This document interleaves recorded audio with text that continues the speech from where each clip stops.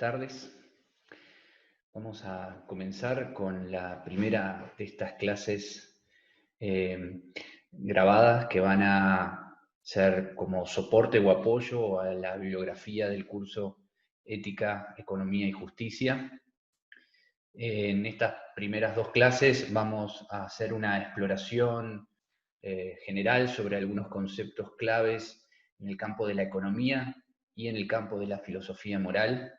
o en particular vamos a ver cómo el tratamiento que alguno de estos conceptos tiene en el ámbito de la economía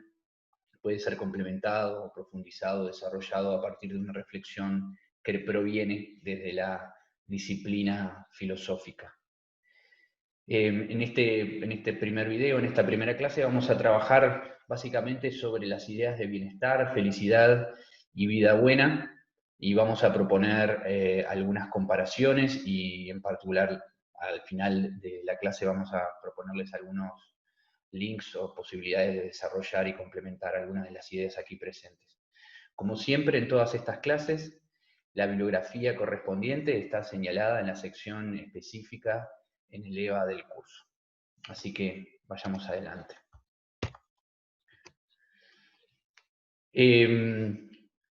Nuestra intención en general en el curso y en estas primeras clases en particular es aproximarnos a una forma de explorar el mundo compartido. La idea es que nosotros estamos en un universo simbólico y de significados que compartimos con los otros, en el cual actuamos y sobre el cual hacemos juicios. Y esa exploración requiere, en general, de algunas herramientas y, en particular, requiere de un tipo de lenguaje, que en este caso vamos a llamar lenguaje moral público. Y valdría la pena detenerse en dos elementos de esta caracterización. Primero, la idea de que es un lenguaje moral. Estamos hablando de un lenguaje compuesto por un conjunto de fórmulas, de etiquetas, de máximas, de sentencias, que hacen que el ámbito moral aparezca como un ámbito que pueda ser explorado. Cuando hablamos de ámbito moral, estamos hablando de aquel ámbito en el cual nos guiamos y hacemos juicios basados en valores, en principios, en normas que tienen que ver con lo correcto, lo incorrecto, lo justo y lo injusto, lo bueno y lo malo, la felicidad y otros tipos de conceptos de este tipo. Por lo tanto, es un ámbito donde aflora en primera instancia una normatividad, lo que en filosofía se conoce como normatividad, es decir, una manera de posicionarnos frente a los fenómenos que nos permite juzgarlos o actuar en base a un conjunto, insisto, de principios o valores o criterios. Y este lenguaje moral también tiene una característica que es ser público. Cuando hablamos del lenguaje moral público, la característica de lo público es la idea de que es compartido, que podemos construirlo en base a razones que pueden ser comprensibles por los demás. No es un lenguaje privado, no son juicios subjetivos, no son juicios de gusto, sino que son efectivamente afirmaciones o nociones que han sido construidas, desarrolladas, y, probadas, intercambiadas en el ámbito público, es decir, con los demás seres capaces de lenguaje, es decir, de comprensión y de juicio.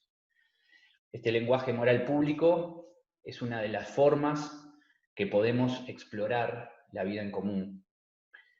con la cual podemos construir nuevos caminos en esa vida común y a partir del cual también podemos hacer juicios y sentencias. Es la que nos permite una conversación extendida en el tiempo y en profundidad con otros para ver cómo orientarnos en ese mundo. Y en particular, la intención en estas primeras clases y en general en el curso es ayudarnos a construir, o en todo caso a ser conscientes y apropiarnos de este lenguaje moral público que al permitirnos explorar el mundo en común también nos obligue a ser más inteligibles, es decir, a volvernos cada vez más claros y precisos para los demás. Perdón, hay una especie de obligación, en un sentido tal vez amplio del término, de que cuando vamos a hacer algún tipo de juicio o sentencia sobre elementos de ese mundo común, ser lo más claro posible, ser lo más inteligible, poder dar nuestras razones en un formato que pueda ser comprensible por el otro y a partir del cual podamos disentir o acordar, pero a partir de elementos comunes y claros. Esto es como una pretensión general del curso. Ese mundo común va a ser un mundo, en este caso, que está vinculado a aspectos del ámbito económico y del ámbito de la justicia social, y sobre todo de su cruce, problemáticas vinculadas, por ejemplo, al desarrollo, a la igualdad, a la felicidad, al dinero, a un conjunto de instituciones y de tipo de acciones y actividades que llevamos adelante los hombres en el campo de la economía y en el campo de la vida social. Sobre esos fenómenos nosotros vamos a aportar un conjunto de elementos que construyen este lenguaje moral público y que nos permitirá, de nuevo, observar y explorarlo con mayor profundidad. En esta primera instancia nos vamos a concentrar en un término y una variante de ese término, un término que es muy usado en el ámbito de la economía tradicional, neoclásica o mainstream, y vamos a agregarle una capa o algunas capas de interpretación o de sentido a ese concepto que probablemente lo hagan más útil y con mayor capacidad de explorar este mundo común. Entonces, lo que vamos a tratar sobre lo que vamos a tratar de reflexionar es sobre la idea de bienestar. En particular, la noción de bienestar es una noción clave dentro de las modelizaciones del comportamiento de los agentes en el ámbito de la economía. La idea de bienestar o de utilidad es una de las motivaciones, la búsqueda de maximizar la utilidad o el bienestar. Siempre aparece o aparece habitualmente como una de las motivaciones que explican el comportamiento de los agentes en el ámbito económico. Pero una buena pregunta frente a esto es ¿qué entendemos por utilidad o qué entendemos por bienestar? ¿Qué entiende la economía clásica o mainstream? Y si ese sentido puede ser todo el sentido que cubra la idea de bienestar, o deberíamos poder darles otras capas u otros sentidos que nos permitieran describir mejor aquellos fenómenos a los que nos estamos refiriendo. Una definición clásica de bienestar, que es la que allí aparece, que es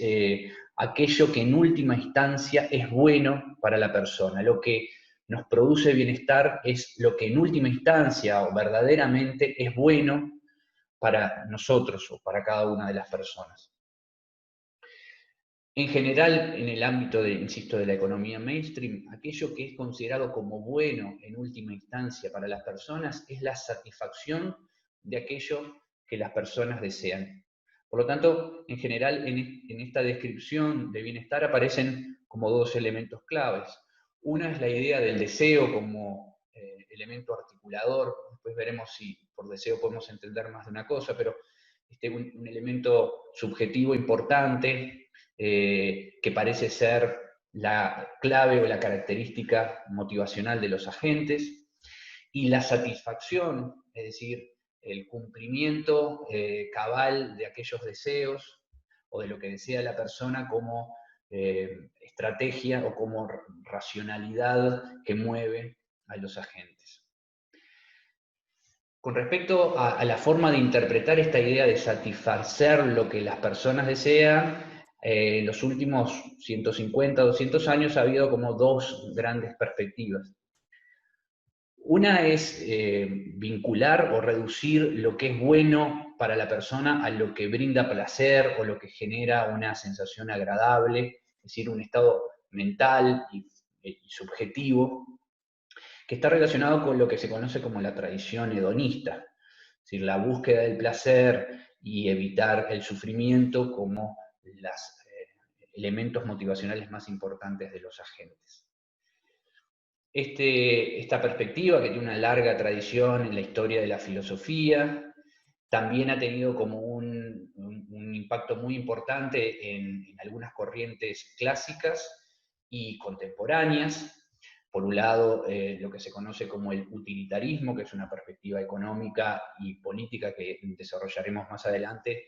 tiene como punto central, o una de las versiones clásicas del utilitarismo tiene como punto central la idea de utilidad como placer, o como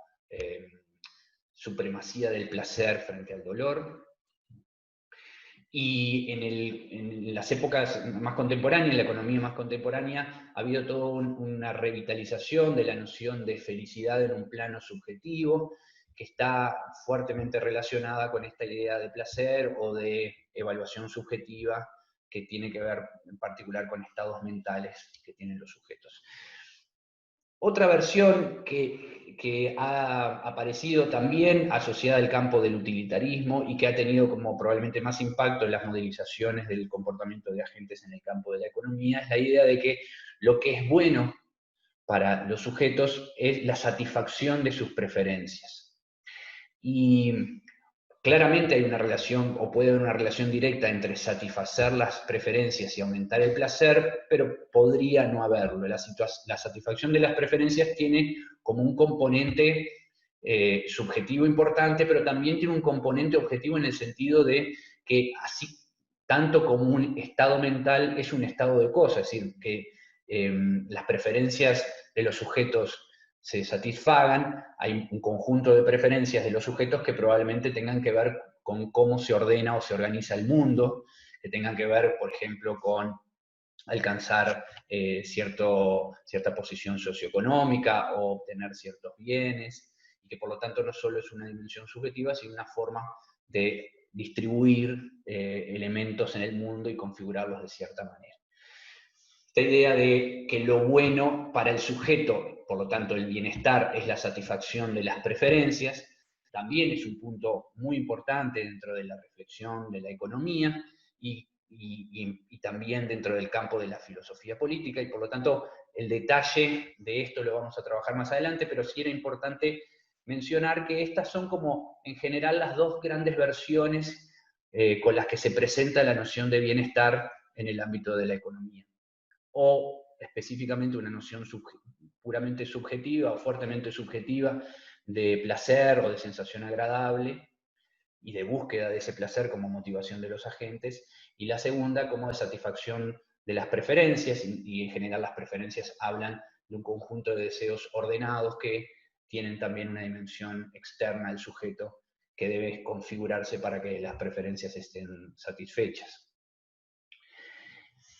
La pregunta inmediata que puede surgir frente a esto es, cuando queremos evaluar el bienestar, el estar bien de los sujetos, es decir, la vida buena, vamos a llamarlo así, de las personas, la pregunta es si es suficiente con caracterizar ese bienestar o esa vida buena con el placer o la satisfacción de las preferencias, y si siempre el aumento del placer o la satisfacción de las preferencias es lo bueno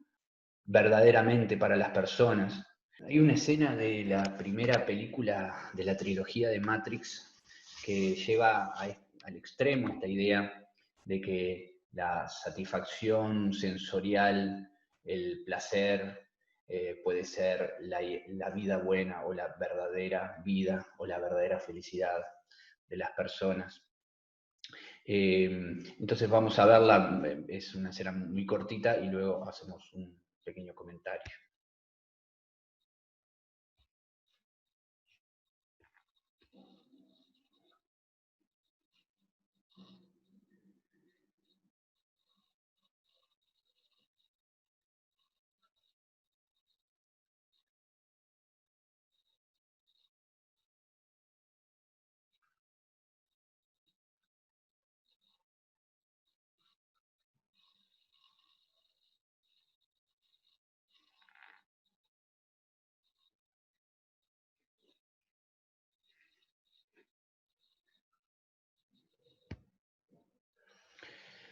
La ignorancia es la felicidad. plantea el personaje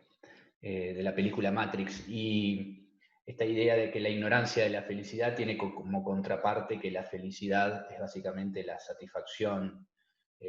sensorial, el comer una rica carne y tener una vida de placeres. Frente a esto, se ha planteado como un modelo opuesto la idea que clásicamente maneja Sócrates, de que una vida no examinada, es decir, una vida que no es reflexiva, que no es crítica sobre sí misma, no es una vida que valga la pena vivirse. Frente a estos dos extremos, o para comprender por qué estos son extremos, tal vez vale la pena preguntarnos si efectivamente hay algo así como un sentido posible a la pregunta sobre la verdadera felicidad, si hay una verdadera felicidad, o una verdadera vida buena, un verdadero bienestar que pudiera ordenar las diferentes formas de llevar adelante nuestras vidas y que pudiese de alguna manera permitir comparar la vida de placer o de satisfacción de preferencias con otro conjunto de vidas. Por lo tanto, una pregunta importante en este campo es la pregunta sobre el ser de las cosas, y esto nos remite a lo que se conoce en filosofía moral como las éticas del ser, es decir, la pregunta sobre qué es lo que debemos hacer, que es la pregunta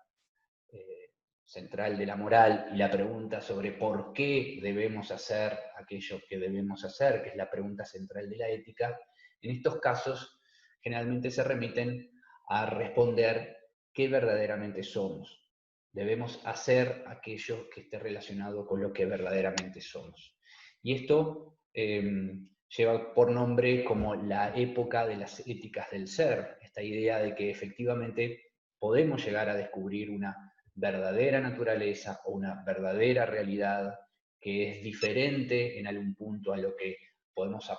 aprender a través directamente de los sentidos, y que por lo tanto la vida en la cual lo pleno sea la satisfacción de los deseos o la satisfacción sensorial es una vida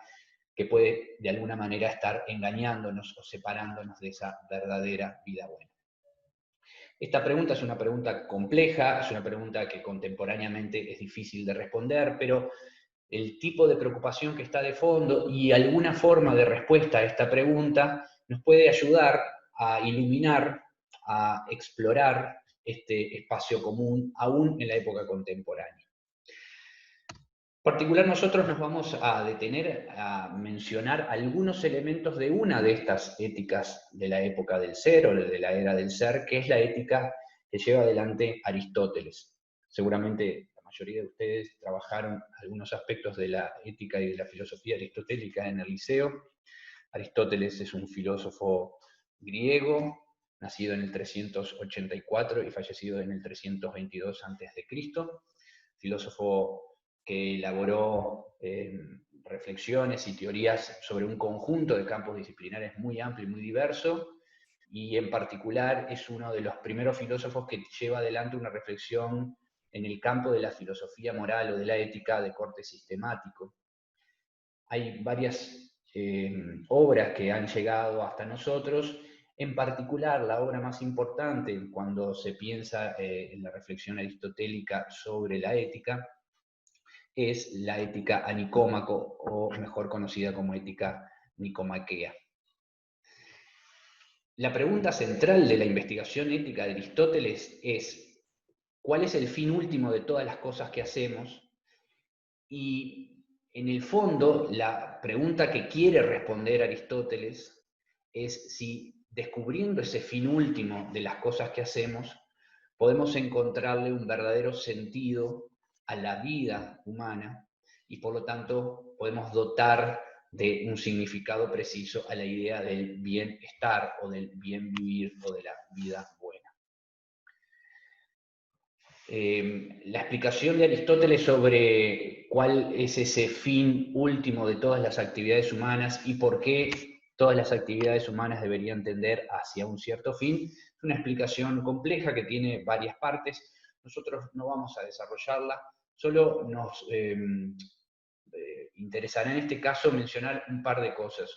Una de las cosas que plantea Aristóteles es que efectivamente, si uno pudiese ver la vida de los hombres individualmente y de la humanidad en su conjunto como una cadena de acciones que tienen fines particulares, pero que a su vez esos fines particulares son medio para otros fines, es necesario presuponer algo así como un fin último o un fin final que dote de sentido a toda esa cadena. Un fin que no sea medio para nada más, que tenga valor en sí mismo y que adquirirlo o poder obtenerlo permita brindar un sentido pleno a las acciones que llevamos adelante. Aristóteles en este punto también está consciente de que muchas veces nuestras acciones cotidianas pueden ser vistas como una especie de cadena sin mucho sentido, de acciones que son medios, pero luego se transforman, que buscan ciertos fines, pero que esos fines luego no tienen valor en sí mismo y que pasan a ser medios, es decir, como una cadena media interminable. Para Aristóteles es importante reflexionar sobre la posibilidad de plantear un fin último o un fin final que dé sentido a toda actividad humana, que oriente las acciones humanas particulares y puntuales que vamos llevando adelante. Para Aristóteles, ese fin último es la vida buena, y la idea de vida buena en Aristóteles muchas veces es traducida por la idea de felicidad, o la idea de eudaimonía. Una vida buena es una vida feliz en la perspectiva aristotélica, pero vamos a ver que a diferencia de la idea de bienestar estándar en la economía mainstream, la idea de felicidad no es la idea de satisfacción subjetiva ni de placer, sino es una idea un poco más compleja. Aristóteles lo primero que hace cuando comienza a pensar y a elaborar, a reflexionar sobre la idea de verdadera felicidad, es comparar con los modelos que tradicionalmente en su época se planteaban sobre lo que hacían buena a una vida. Y si revisamos lo que hacía buena a una vida en la época aristotélica, en la época que Aristóteles escribe, es decir, hace unos 2000 y picos de años, veremos que en general hay un cierto consenso o saber popular o sentido común, no del todo reflexionado, que plantea una serie de modelos de vida como esos modelos de vida buena, que no se diferencian radicalmente entre su época y la nuestra. Él dice, bueno, muchas veces se plantea que una vida buena es una vida en la cual la persona ha recibido un conjunto de honores y reconocimientos, o es una vida en la que la persona ha alcanzado un conjunto de bienes o de riqueza, o es una vida en la que la persona puede tener a disposición un conjunto de placeres, o sea, la satisfacción de un conjunto de preferencias subjetivas. El problema con todos estos elementos que Aristóteles nos descarta como valiosos de forma instrumental es que esa es la característica central. Son instrumentos son medios para otra cosa, no son valores en sí mismos. O si son fines en sí mismos, en realidad son fines en sí mismos que no abarcan la globalidad de dimensiones que tiene un ser humano. Y por lo tanto, Aristóteles los descarta la riqueza, descarta los honores y descarta el placer, porque tienen estas características. O no son finales, o si son fines últimos que no parecen caracterizar específicamente a la amplia complejidad de la vida humana. En este punto, Aristóteles dice algo que luego retomará uno de los filósofos utilitaristas más importantes, que es John Stuart Mill. John Stuart Mill tiene una frase muy conocida, que en realidad es una combinación de dos frases, pero que es la siguiente. Dice John Stuart Mill, vale más ser Sócrates insatisfecho que un cerdo satisfecho. Frente a la interpretación que se le puede plantear a esta frase es que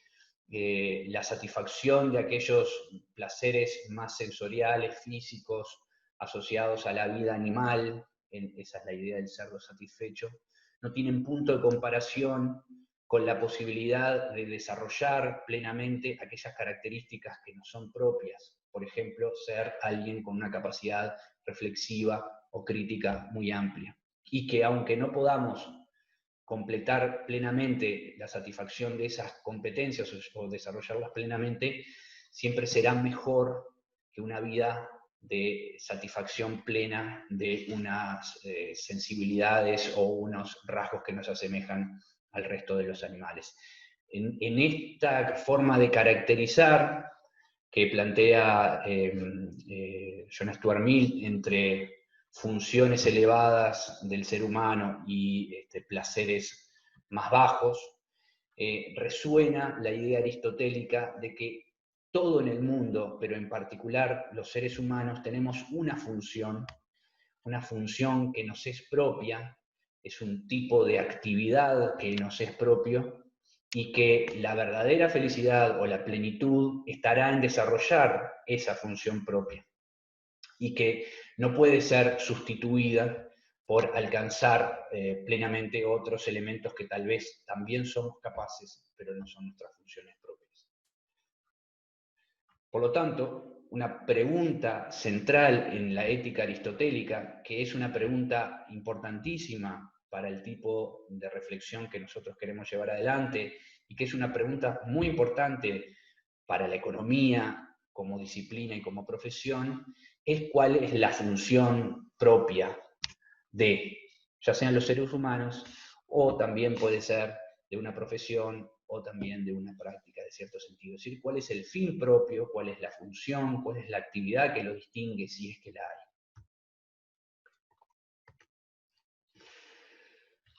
La respuesta de aristotélica sobre la función propia del hombre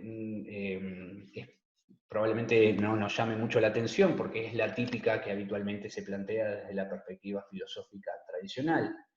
La idea de que aquello que nos distingue y nos caracteriza frente al resto de los animales es nuestra razón,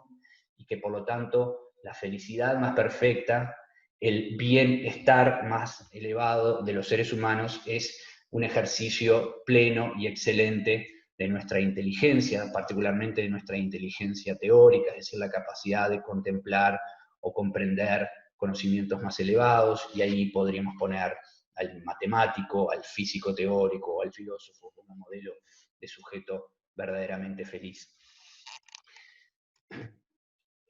Este es un modelo, o es claramente una de las ideas de cómo desarrollar plenamente la felicidad o la función propia y cómo alcanzar la felicidad, es decir, cómo definir un bienestar que vean que claramente se distingue de la idea del bienestar tradicional, es decir, uno puede ejercer o tratar de ejercer su función de forma plena,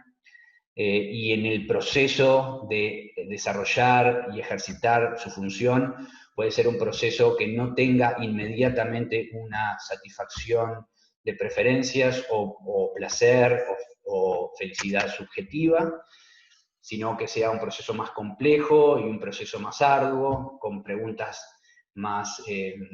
centradas en esa especie de verdadera naturaleza, y que por lo tanto se aleja de los modelos tradicionales detrás del utilitarismo, por ejemplo.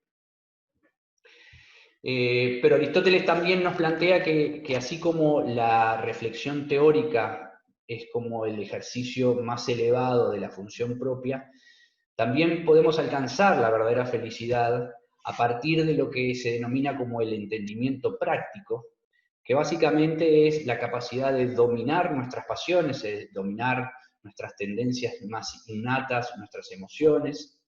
y conseguir una relación satisfactoria e integrada con el mundo social en el que estamos viviendo. También vale la pena recordar que para Aristóteles las personas tienen una dimensión social sumamente importante, y que por lo tanto poder vivir armónicamente en esa vida comunitaria es una de las formas en las cuales las personas también se realizan, se autorrealizan o llevan adelante su función propia. Un elemento complementario frente a esta pregunta por la verdadera felicidad no solo o complementario a la idea de encontrar la función propia, también es definir cuáles son un funcionamiento excelente de esa función propia, que quiere decir que hayamos desarrollado de forma plena o excelente esa función propia. Y en este sentido es donde se integran en la reflexión de Aristóteles las nociones de virtudes. Las virtudes son las excelencias intelectuales y de carácter que permiten alcanzar la vida buena, desarrollar plenamente nuestra función propia. Esas virtudes son hábitos que adquirimos a lo largo de nuestra vida, con práctica, con maestros y con reflexión, y que facilitan el desarrollar la función propia y por lo tanto alcanzar la verdadera felicidad. En el ámbito práctico, en el ámbito de las relaciones que establecemos con los demás, la principal virtud es la prudencia, o también conocida como sabiduría práctica. La prudencia en este caso no debería ser considerada como temor, sino que es la capacidad de deliberar correctamente. Es decir, de hacer una comprensión acabada de las circunstancias en las que estamos y poder tomar la acción o el camino que es más conveniente para nuestra vida. Pero no más conveniente para nuestra vida en un sentido acotado, sino para nuestra vida en un sentido amplio que cubre una extensión mucho más larga que exclusivamente franjas temporales mucho más acotadas. La prudencia es la capacidad de encontrar el equilibrio, de encontrar el justo medio entre el exceso y el defecto, de pasiones o de acciones. Y en este sentido, los invito a leer en particular el desarrollo que hay sobre esta distinción en el texto de Ética de la Cortina, que es uno de las fuentes bibliográficas que estamos utilizando. Aristóteles marca como una distinción entre la idea de racionalidad prudencial y la idea de racionalidad técnica. Estamos como muy acostumbrados o conocemos con mayor facilidad la noción de racionalidad técnica, que es la idea de calcular los medios más eficientes para obtener unos fines inmediatos. Pero la idea de racionalidad prudencial es más compleja, la idea de poder hacer esto, deliberar con todos los elementos que son necesarios para tomar una correcta decisión con respecto a lo que es justo en una determinada circunstancia, y una circunstancia que remite a la globalidad de nuestra vida. Esas reflexiones o esa racionalidad prudencial generalmente se ve ejercitada cuando nos planteamos preguntas centrales para nuestras vidas, como pueden ser sobre nuestras profesiones, o sobre formar o no una familia, o sobre el tipo de trabajo que vamos a llevar, o sobre las posiciones políticas que podemos tomar frente a ciertas situaciones sociales que involucren nuestra vida, pero que involucren también la vida de los demás. La idea de la prudencia o la racionalidad prudencial es un hábito, es decir, es algo no innato, sino adquirido y practicado, que también requiere modelos, requiere tener personas a las que podemos considerar como buenos ejercitantes de esas virtudes, y que nos permitirán, en base también a ensayo y error, encontrar el equilibrio o el justo medio. Entonces, para decir un par de cosas generales de lo que hemos visto hasta acá, Aristóteles particularmente entiende que el terreno de la moral, el terreno de la ética, es una de las formas de responder a la idea de autorrealizarnos. Autorrealizarnos en la perspectiva aristotélica quiere decir poder alcanzar el bienestar o la vida buena. Y para poder hacerlo requerimos este conjunto de cosas. Requerimos conocer y reflexionar sobre cuál es nuestra función propia, o cuál es la función propia, por ejemplo, de la disciplina o el campo profesional en el que estamos, y cuáles son las virtudes o esos rasgos de carácter que son necesarios para llevar adelante un buen ejercicio vital y profesional en esos campos. Ahora, Una siguiente pregunta en este terreno, una siguiente reflexión es, ¿Aristóteles o los que proponen estos modelos están solo pensando en autorrealización individual, es decir, en nociones o ideas de felicidad individual? ¿Esa es la única pregunta que es relevante o es la única respuesta relevante que se puede dar frente a la pregunta de la felicidad? Es decir, enunciar un conjunto de elementos que son de corte individual. ¿O podemos pensar que hay algunos elementos de autorrealización conjunta? Es decir, podemos pensar que hay alguna idea de bienestar que es común y no solo individual. Esta es una pregunta complementaria a la que hemos venido planteando. Hemos tratado de mostrar un modelo de bienestar diferente al que tradicionalmente está detrás de la economía clásica, en el que la realización y la verdadera felicidad implican conocernos profundamente y poder desarrollar plenamente aquellas nociones que específicamente nos caracterizan, aquellas funciones que específicamente nos caracterizan. Y la siguiente pregunta es si ese desarrollo pleno, si esa verdadera felicidad es algo que puede darse solo o puede reflexionarse solo en una dimensión individual, o podríamos pensar que hay alguna dimensión conjunta o colectiva o común que es importante discutir o reflexionar, sobre la que reflexionar, para poder dar una respuesta acabada a estas interrogantes. Hay una visión también muy habitual dentro de la economía más mainstream, que es entender la noción de bien común como un agregado del bienestar individual. El utilitarismo plantea que la mejor política social es aquella que aumenta el bienestar de la mayoría o aumenta el bienestar total. Por lo tanto, el bien común es el agregado del bienestar total. Esta es una forma de responder a la noción de bien común que ha tenido mucho impacto en la reflexión teórica y en la práctica social, pero también es interesante preguntarnos si puede pensarse la idea de bien común como algo que trascienda específicamente lo individual y el agregado individual.